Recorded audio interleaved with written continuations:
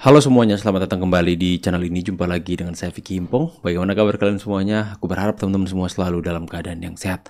Amin. Kita akan membahas bagaimana ramai dalam pemberitaan di media-media. Kalian bisa lihat di mana-mana, di TikTok, di televisi nasional, di YouTube. Bapak Jokowi memenuhi panggilan dari kepolisian untuk memberikan klarifikasi. Ada 20-an pertanyaan yang ditujukan kepada Pak Jokowi dari kepolisian terkait dengan gugatan yang dilaporkan Pak Jokowi soal tuduhan-tuduhan ijazah palsu dari pihak-pihak yang benar-benar keterlaluan menyerang personal Pak Jokowi. Yang terlapor Rismon Sianipar, Roy Suryo, Tifa, Egy Sujana, Kurnia. Mereka itu benar-benar sudah keterlaluan kata Pak Jokowi. Ya, akan tapi ketika selesai melakukan klarifikasi di pihak kepolisian, tentu saja Pak Jokowi langsung dikerumuni oleh pers, teman-teman wartawan yang kemudian bertanya soal bagaimana dari PDIP, ya, kader PDIP atau Ibu Megawati sekalian kita sebut ya, yang mengatakan bahwa tunjukin aja ijazahnya supaya semuanya selesai, itu kata dia ya. Tapi Pak Jokowi seolah-olah mau mengabaikan itu dan malah menunjukkan sikap hatinya memang yang benar-benar hati Pak Jokowi ini memang susah untuk dijelaskan ya. Terbuat dari apa hati Pak Jokowi ini? Ya. Dia mengatakan bahwa kalaupun ijazah ini akan terus berlanjut dan karena ijazah ini mereka harus masuk penjara, dia sedih sebenarnya teman-teman. Sedih. Akan tapi ini sudah keterlaluan. Agar supaya nggak terlalu lama-lama sebelum kita bahas lebih lanjut, kita play dulu apa yang dikatakan Pak Jokowi ini. Sempat menyebut kalau misalkan memang ijazahnya asli itu tinggal ditunjukkan aja, nggak perlu sampai repot-repot seperti ini. Mungkin bisa ada tanggapan Pak Jokowi? Saya itu sebetulnya sedih. Sedih karena apa? Kalau proses hukum mengenai ijazah ini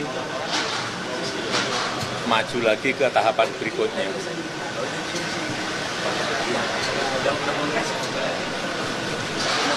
Saya kasihan, tapi ya ini kan sudah keterlaluan, jadi ya kita tunggu proses hukum selanjutnya. Ya, saya rasa itu aja.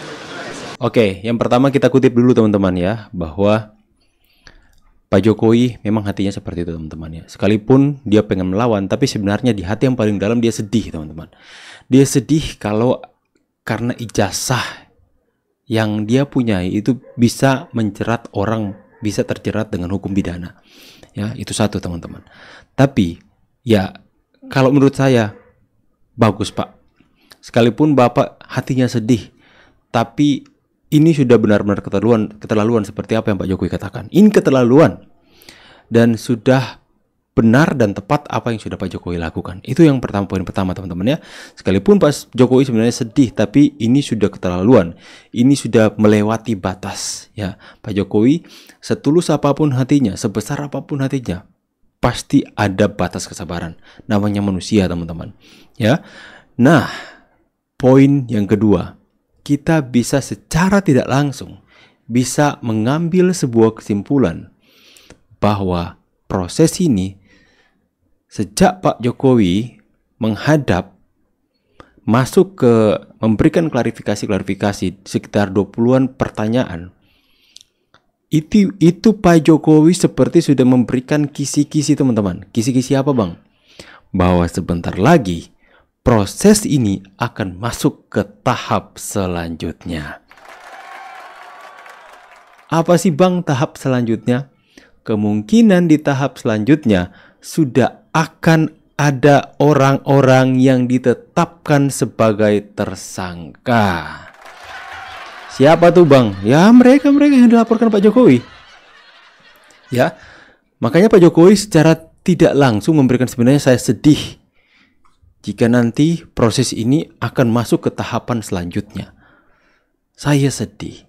Tapi ini sudah keterlaluan. Makanya kita nantikan saja ini masuk ke proses hukum tahapan selanjutnya.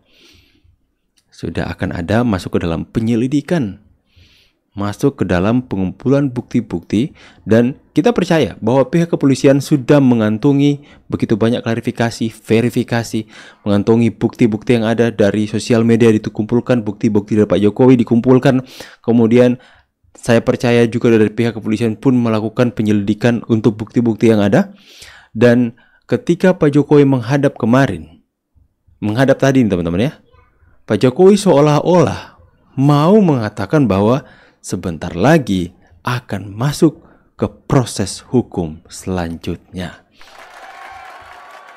Hayo. Bang, kenapa sih bang? Proses hukum selanjutnya apa sih bang?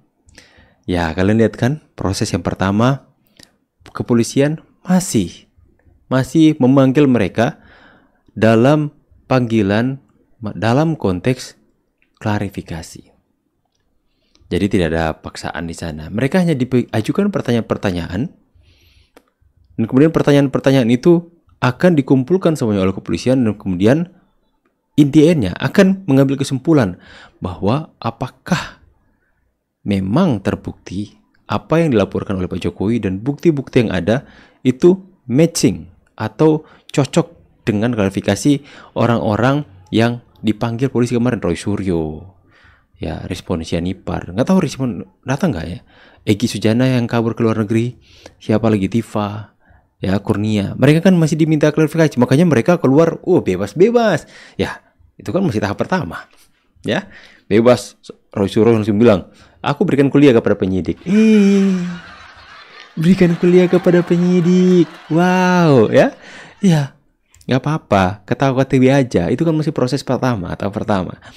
Dan ketika Pak Jokowi keluar, langsung dikatakan, wah, saya sedih kalau ini harus masuk ke proses selanjutnya. Saya sedih kalau nanti gara-gara ijazah ada yang pakai baju orange. Pak, jangan gitu lah Pak ya. Kesedihan Bapak itu adalah kebahagiaan rakyat. Jadi kita tunggu saja. Semakin mendekati kebenaran yang sesungguhnya akan terungkap. Bang, tapi apakah mereka akan percaya dengan kebenaran yang akan diungkapkan oleh kepolisian hari ini? Tidak. Makanya mereka membangun image-image yang tidak baik kepada kepolisian hari ini. Soal Rismon yang minta Pak Prabowo untuk mengganti, untuk membubarkan kepolisian Republik Indonesia katanya, dan mengganti sama orang-orang yang ya teman-teman. Jadi kita tunggu saja. Ini sudah akan masuk kepada proses selanjutnya. Makanya mereka senang-senang aja keluar. Tapi keluar mereka, ketawa-ketiwi mereka itu palsu teman-teman. Dalam hati mereka itu udah benar-benar takut, mungkin gak bisa tidur. Ya, kalian pikir dengan bacot-bacot kalian di media sosial, dengan ribut-ributnya minta ampun di media sosial, akan membuat kepolisian itu melunak untuk melakukan penyelidikan kepada kalian. Sorry ya, saya pikir ya teman-teman ya, apalagi kemarin kan Pak Jokowi yang tidak mengambil tindakan, tidak melapor, dan apalagi kemarin si Rizwan Sianipar itu seolah-olah yang paling berkuasa atas Indonesia ini menantang ke Polri soal bagaimana ijazah, laporkan saya ya. Saya percaya ini laporan dari Pak Jokowi adalah yang ditunggu-tunggu oleh pihak kepolisian untuk menciduk mereka ini teman-teman. ya karena kepolisian gak bisa bergerak banyak kalau bukan Pak Jokowi sendiri yang melapor. Kalau orang lain misalnya Projo atau BSCL yang melaporkan orang-orang tersebut, ya, melaporkan itu tidak masuk dalam delik aduan kalau nggak salah teman-teman ya. Itu teman-teman tidak bisa menjadi satu alasan yang kuat untuk kepolisian memproses mereka.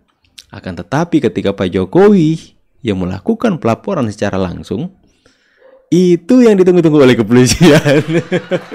Nah ini dia, kalian nggak bisa lari lagi kalau Pak Jokowi yang melapor sendiri. Karena Pak Jokowi yang dituduh, Pak Jokowi yang difitnah, Pak Jokowi yang melapor, ini dia klop. Saya pikir kepolisian menanti-nantikan laporan dari Pak Jokowi. Jadi kayaknya bau apa ini teman-teman? Bau rompi orange. Bau hotel Prodeo. Sudah siap nggak kalian untuk tinggal di hotel Prodeo? Ya, jadi ya poin yang pertama yang kita bahas hari ini adalah bagaimana seorang Pak Jokowi itu ya, dia itu benar-benar sebenarnya Pak Jokowi itu sayang mengasihi orang-orang yang selama ini pun, sekalipun mereka yang benar-benar menghujat, memfitnah, mati-matian kepada Pak Jokowi, sebenarnya dia itu nggak tegaan orangnya, teman-teman. Makanya dia sedih. Cuman kalau Pak Jokowi ya terus-menerus seperti ini, nggak bakalan berhenti mereka untuk melakukan tindakan-tindakan yang bisa berdampak merusak generasi-generasi kita yang selanjutnya.